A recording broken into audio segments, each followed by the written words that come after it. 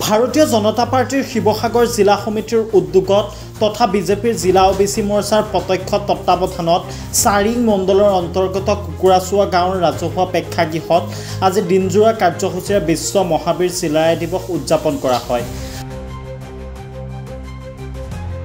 515 সংখ্যক বিশ্ব মহাবীৰ চিলাৰায় দিৱসৰ মুকলি সভাখনি আঁত ধৰে জিলা ওবিচি মৰ্চাৰ উপসভাপতি ৰবেন বৰাই।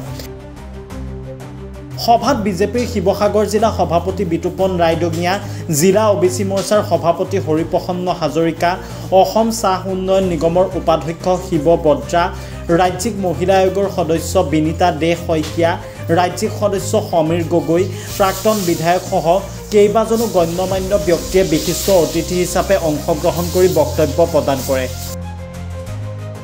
পুৱা বন্তি প্ৰজ্বলনেৰে আৰম্ভ হোৱা উক্ত অনুষ্ঠানত শতাধিক দলীয় নেতা কৰ্মী, স্থানীয় ৰাইজ উপস্থিত থাকে। হয়, আমি যেহেতু ভাৰতীয় জনতা পাৰ্টিৰ একোজন সৈনিক আৰু আমাৰ ইয়াতে শিৱসাগৰ জিলাত থকা বিভিন্ন জাতি জনগোষ্ঠীক সকলোকে একেলগ হৈ আমি তেওঁলোকৰ আমাৰ যিসকল বীৰগাথা আছে, মহাবীৰ যেনেকৈ আমাৰ কোচ ৰাজবংশীসকলৰ মহাবীৰ চিলাৰায় আজি জন্ম জয়ন্তী উপলক্ষে যি চিলাৰায় দিৱস উদযাপন কৰা হৈছে, আমাৰ শিৱসাগৰ জিলা সমিতিয়ে আমাক দায়িত্ব দিছিলে আৰু আমাৰ ওবিচি মৰ্চাৰ প্ৰত্যক্ষ সহযোগত আজি সুন্দৰভাৱে ইয়াতে উদযাপন কৰা হ'ল এই শিৱসাগৰ জিলাৰ নামতিয়ালি কুকুৰাচোৱা প্ৰেক্ষাগৃহত। আৰু খুব সুন্দৰভাৱে হৈছে, গোটেই সমগ্ৰ জাতি জনগোষ্ঠীৰ ৰাইজ আজি ইয়াত সমবেত হৈছিলে।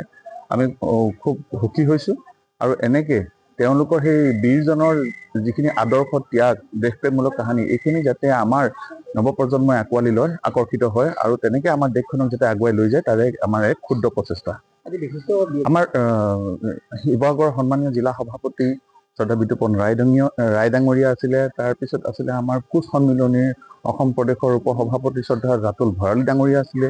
তাৰপিছত আমাৰ নগৰ নিগম পৰকনালীৰ আগৰ প্ৰাক্তন থাউৰাৰ বিধায়ক কুশল দৌৰী ডাঙৰীয়া উপস্থিত আছিলে। আমাৰ শিৱসাগৰ জিলাৰ বিষয়ববীয়া আৰু আমাৰ মৰ্চাৰ বিষয়ববীয়া সকলো উপস্থিতি আছিলে। আৰু স্থানীয় সকলোতকৈ বেছি চাবলগীয়া হৈছে স্থানীয় ৰাইজৰ খুব ভাল এটা ৰেছপন্স আছিলে, যে আমাক ইমান সহায় কৰিছিলে তেওঁলোকে এইখিনি কাম সমাপন কৰাৰ কাৰণে। তেওঁলোকক মই অশেষ ধন্যবাদ জনাইছোঁ। আজি যেনেকৈ এতিয়া ধৰক ৰাতুল ভৰালীয়ে নিৰ্দিষ্ট বক্তা হিচাপে তেওঁ যিখিনি বক্তব্য ৰাখিলে, সেই বক্তব্যখিনি শুনাৰ পিছত প্ৰতিজন অসমীয়াৰে গাৰ নোম মানে উঠি গৈছে আৰু সেইকাৰণে মানে চবেই নিজে ৰক্তে অনুভৱ কৰিছে যাতে আমিও একোজন যাতে অদূৰ ভৱিষ্যতে আমি বীৰ নহ'লেও আমি দেশখনৰ প্ৰতি যাতে ত্যাগমূলক কাম কৰিব পাৰোঁ বা কিবা কৰিব পাৰোঁ। আদৰ্শ তেখেতৰ আমাৰ চবৰে অন্তৰৰ কোহে সোমাই গৈছে আৰু সেইকাৰণে যেতিয়াই কোচ ৰাজবংশীৰ যি মানে তেওঁলোকৰ পৰম্পৰাগত নৃত্য আজি ইয়াত প্ৰদৰ্শন কৰিলে, সেই নৃত্য ভাগত কোনেও ৰখি থাকিব নোৱাৰিলে। সেইকাৰণে হাত উজাৰি চবে তেওঁলোকৰ লগত একেলগে নৃত্য প্ৰদৰ্শন কৰাৰ নিচিনা দেখা গ'ল আৰু সহযোগ কৰিছে। Bureau report, news power any.